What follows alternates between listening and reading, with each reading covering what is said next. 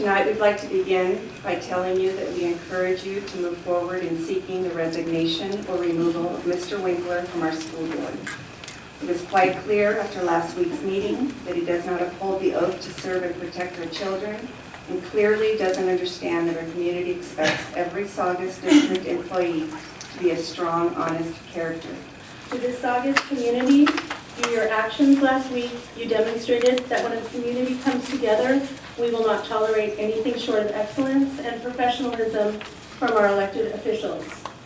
We realize that this evening is very difficult for all members of the board. Decisions you have to make and the votes you will be called on to cast are not easy and have far-reaching implications. On the board pursuant to Government Code Section 1770 and Education Code Section 5090. The governing board will discuss and consider and may take action to declare vacant the seat of board member Stephen S. Winkler based on information indicating that Mr. Winkler may not reside in the Saugus Union School District. In order to serve as a member of the Board of Education, the individual must reside within the jurisdictional boundaries of the school district. If a board member ceases to reside in the district at any time during their term, Education Code Section 5090 and the Civil Code Section 1770 state that the office will then become vacant. And just for the record, the question of residency came about because of behaviors that were exhibited and because of the delivery of a packet in the month of February by a Saugus District employee to the said residence and was greeted by a gentleman who said he did not live there. I, Douglas A. Bryce, declare and say as follows. I have been at all times relevant a board member of the Saugus Union School District. I have personal knowledge of the facts herein and if called upon to testify regarding such facts, I would and could do so competently. Board President Judy Bumick has appointed me as an ad hoc subcommittee pursuant to Board Bylaws and Administration Regulation 9005 to investigate allegations of misconduct against Mr. Winkler.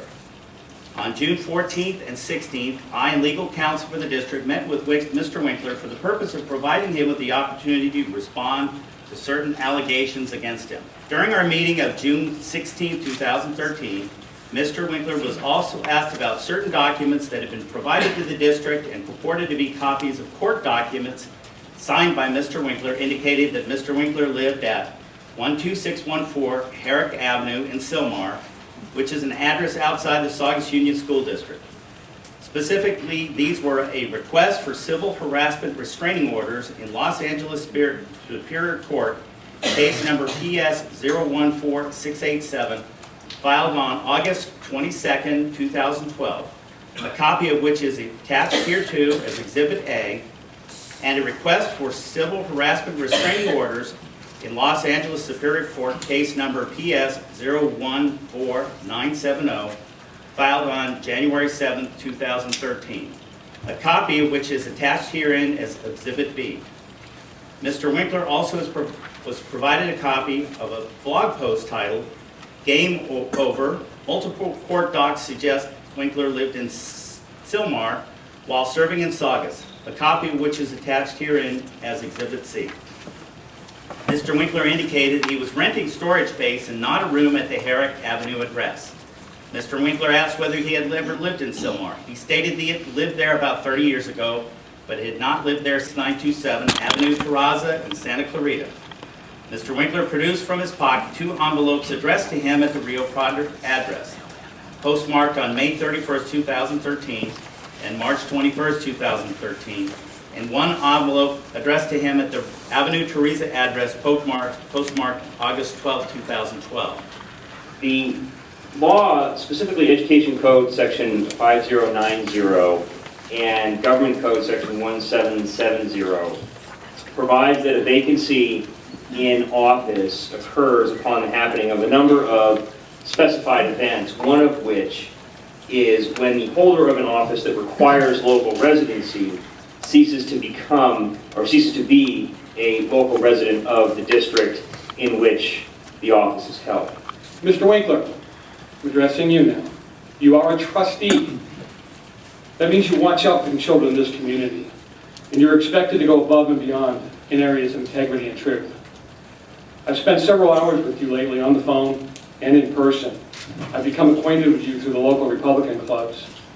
I am a leader in the Republican Party, and I'll say to you tonight in front of all these people, you are not an example of what I believe a real Republican is. You are causing resources and time to be taken away from the children of this community. There are too many inconsistencies in your explanations on many of the issues that you're accused of. Please stop the madness. Allow this board to focus on children. I'm asking you to resign. Before they go on with this, resign. As a member of the Republican Party, I ask you to resign. As a trustee for the local children in this valley, I'm asking you to resign. You brought a Bible scripture into your last meeting. And let me say two things to you. Your Bible tells you to avoid the very appearance of evil. I haven't seen that. It also admonishes you to show the love of God in everything you do. I haven't seen that either. I'd ask you to resign. Of the board, good evening, fellow residents of this wonderful community. Mr. Winkler, I again have found out that you've been on Facebook and busy man. Mr. Winkler, one of the reasons that I absolutely made it to this meeting, other than I'm a grandparent, my grandchildren go to school here in the Santa Clarita Valley. It seemed that you had some great affection for Tony Alamo. Let me just again state, Tony Alamo right now is doing 175 years in prison for taking little girls across state lines for sex. Some of them were as young as 8 years old. It took forever to get someone to finally look at this and prosecute him. If that's one of your idols, Mr. Winkler, if that's someone that you put your faith and trust in, and you want to propagandize for, then I don't even know what to think is going on inside your head. I also sat down today and I looked again at some of your quotes, where you called women and you said that you don't bother to kill dogs anymore, though you used to kill puppies. It was something you did for fun as a child. Let me just tell you, my grandson doesn't kill puppies, okay? He didn't find that fun. That you now just run them down with your car. You don't brake for them. You've called people names. It's always amazing to me to look at something like this, because you sat here last week and you acted like somehow all of these things had fallen out of the sky, and in fact you never did any of these things. I find the people who usually do that hide on the internet, say horrifying things, and then duck. They're afraid to step up and say, I said it. Mr. Winkler, in your own discussion in this group last week, you couldn't keep the story straight long enough as to whether you did, you didn't, you might have, who knows? I have a declaration here from an investigator, George Franco. I will be reading it, and this comes from George Franco, not me, so if I say I, it's not me, it's George Franco. To conduct an investigation on behalf of the Saugus School District. Below is the complete account of the investigative efforts conducted in this regard. On Saturday, March 2nd, 2013, for an attempt to document Saugus Union School District Board member Stephen Winkler residency at this address. He was not observed. School District, Stephen Winkler may not legally retain his position on the governing board and may no longer exercise the authority of the office of member of the governing board of the Saugus Union School District. And be it further resolved that the governing board hereby declares that the office of member of the governing board hereto occupied by Stephen Winkler is vacant, effective immediately upon adoption of this resolution. Passed and adopted by governing board of the Saugus Union School District on June 18, 2013. So I would vote no. I vote yes. Mrs. Umek. Aye. Mr. Bryce. I vote aye. I vote aye. The resolution passes 4 ayes, 1 no, 0 abstentions. Is there anything you want to say about the outcome? Oh, the outcome is absolutely wonderful. Okay, I can't begin to tell you how right this was. You know, sometimes you leave someplace thinking, well, did this go correctly? Is this the right thing to have happened? This couldn't be more right. It upsets me because we do have kids in the community going here, and I was hoping he would have a little integrity and just step down.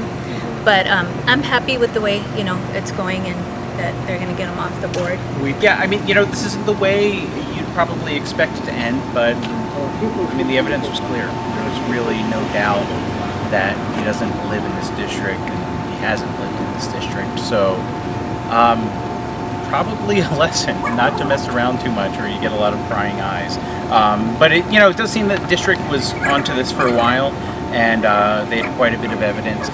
Well, I think when it boils down to is that we're definitely sending a positive message to everybody else out there that there's people watching. And regardless of what it is that you're doing, whatever misdeed, it sounds kind of like superhero comic bookish, but when it boils down to it, there's people watching. I didn't say that in any bitterness, because I believe that they are good Americans, even though they believe that I'm not a good American. I believe that they have good motives, even though they believe that I do not have good motives, and that I'm going to take a long vacation. Are you angry? Are you upset? Are you disappointed? How would you characterize that feeling? Well, I don't have any bitterness. I would have liked to stay on the school board, but they have made the decision. And I feel like Richard Nixon did in 1962 when he lost to Governor Ted Brown. Like I said, this is my last press conference, and they're not going to have Winkler to kick around anymore. But once again, people got to know that I'm not a Nazi. Well, I am not a Nazi, but I welcome the outrage that people have, because if they were outraged in 1932 and in 1933, then of course Hitler would not get into power. He could have been stopped in time before his lives were lost. So I welcome the people's fury, but what I'm very irritated about is they drawing a false conclusion without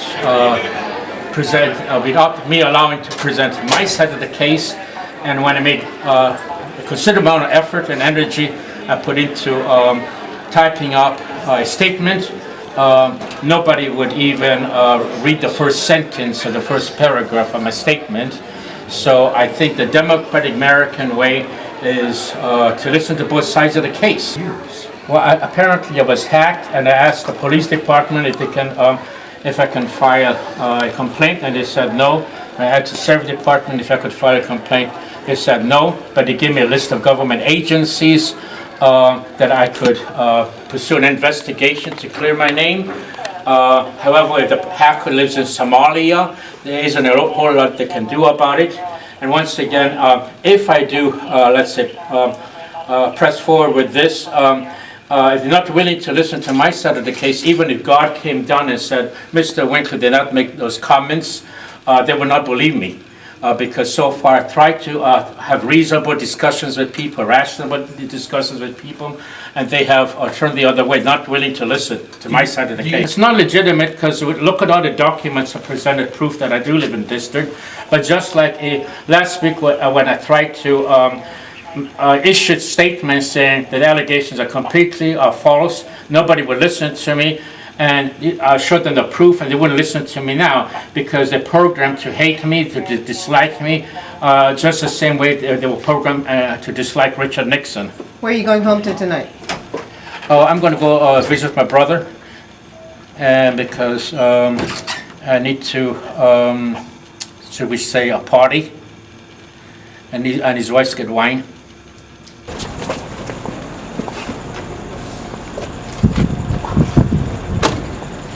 Is he leaving in a squad car, sir? For his safety. He's not under arrest.